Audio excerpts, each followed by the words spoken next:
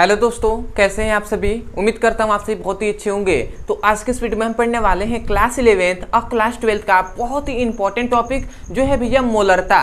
तो भैया मोलरता या मोलरिटी किसे कहते हैं, इसका परिभाषा क्या होता है, इसका फॉर्मूला क्या होता है, इसका मात्रक क्या होता है, इस वीडियो में हम समझेंगे और बहुत ही अच्छी तरीके से आपको समझ में आएगा। तो चलिए दोस्तों अपने टॉपिक को शुरू करते हैं। तो हमें पढ़ने है भैया मोलरता। भैया मोलरता किसे कहते हैं, मोलरता या इसे हम मोलरिटी भी कहते हैं। तो भैया मोलरता या मोलरिटी किसे कहते हैं, यदि सबसे पहले इसके हम परिभाषा पे बात करें तो भैया इसका परिभाषा यही होता है ना, नोट्स में यही से आपको परिभाषा याद रखना है। तो भैया इसमें ये होता है, इसमें ये बताया जाता है कि कोई भी विलयन है, मतलब किसी विलयन के 1 लीटर में उपस्थित, समझिएगा, किसी विलयन के 1 लीटर आयतन में उपस्थित कोई भी विलयन है, उसके 1 लीटर आयतन में उपस्थित जो विले होते हैं ना, विले, ठीक है।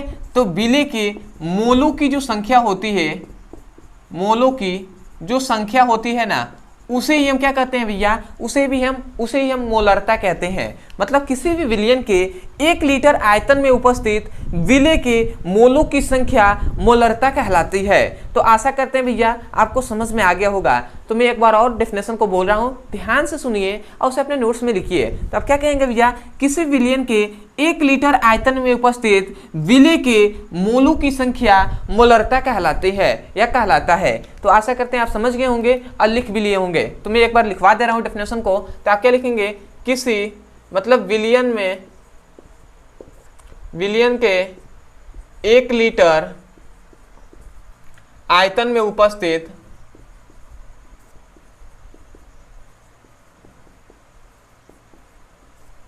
विले के मोलों की संख्या, विले के मोलों की संख्या क्या कहलाता है भैया, मोलरता कहलाता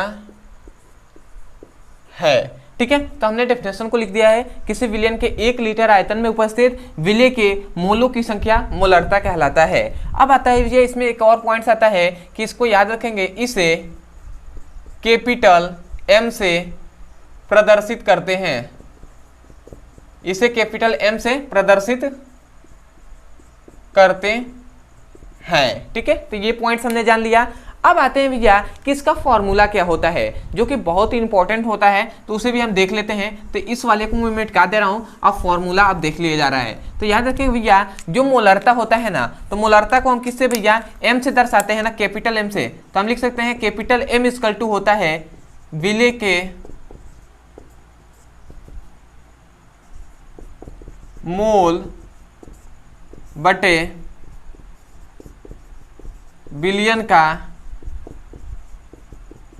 आयतन, और वो भी किसमें भैया, लीटर में। तो ये भी पॉइंट्स याद रखेंगे, ये आपका फॉर्मूला होता है, मोलरता इक्वल टू होता है विले के मोल बटे विलयन का आयतन लीटर में। तो ये सबसे पहला इसका फॉर्मूला है, किसका भैया, तो आपको याद रखेंगे किसका भैया, मोलरता का। तो अब इतना समझ लिए। अब ये एक और आप फॉर्मूला जानते ही होंगे कि जो मोल बराबर क्या होता है भैया, मैं यहाँ पे लिख दे रहा हूँ, मोल बराबर आप चूंकि जानते होंगे कि मोल इक्वल टू होता है भार बटे अणु भार। ठीक है, ये तो फॉर्मूला आप पहले से जानते होंगे ना।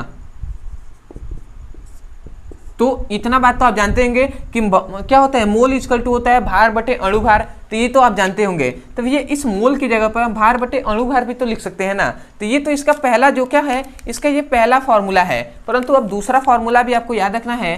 दूसरा एक और फॉर्मूला होता है कि मोलरता इक्वल टू होता है विले का भार, विले का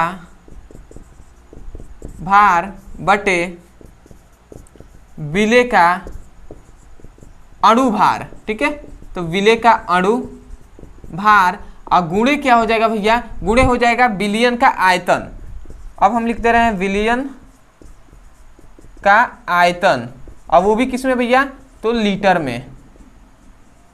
ठीक है, तो यहाँ पे हमने डेफिनेशन को लिख दिया भैया, ये सॉरी क्या है, ये भी जो फॉर्मूला है इसे हमने लिख दिया है, जो कि आपको समझ में आ गया होगा। तो इसको भी आपको क्या करना है, नोट्स में इसको भी लिख लेना है। ठीक है, तो ये दूसरा हमने बता दिया। ये तो पहला इसका फॉर्मूला था, मोलारता इक्वल टू विलेय का मोल बटे विलयन का आयतन लीटर में, और दूसरा हो गया मोलारता इक्वल टू होता है विलेय का भार बटे विलयन का अणु भार गुणे विलयन का आयतन लीटर में। तो हमने सबसे पहले परिभाषा, संकेत, सूत्र जान लिया। अब अंतिम एक और पॉइंट्स आता है कि भैया इसका मात्रक क्या होता है। तो इसका मात्रक याद रखेंगे, इसका मात्रक होता है मोल प्रति लीटर, ठीक है, जो कि बहुत बार एग्जाम में पूछ लिया जाता है बहुविकल्पी में। तो भैया याद रखेंगे मोलारता का मात्रक होता है मोल प्रति लीटर।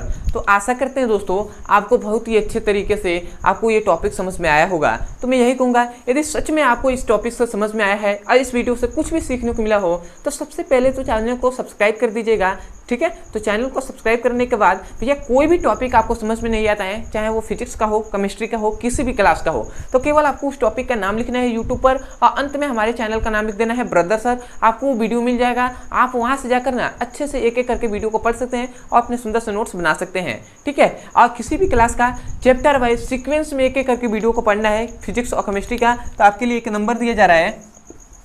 इस नंबर पे भैया व्हाट्सएप करके जिस भी क्लास का आपको चैप्टर वाइज सीक्वेंस में एक एक करके वीडियो को पढ़ना है, ठीक है, क्लास क्या 11th 12th 9th 10th किसी भी क्लास का फिजिक्स और केमिस्ट्री का, तो आप इस नंबर पे मैसेज करके हमें मांग सकते हैं, ठीक है। ये व्हाट्सएप नंबर है। तो चलिए दोस्तों आज के लिए इतना ही, मिलते हैं अगली वीडियो में, तब तक के लिए धन्यवाद। जय हिंद, जय भारत।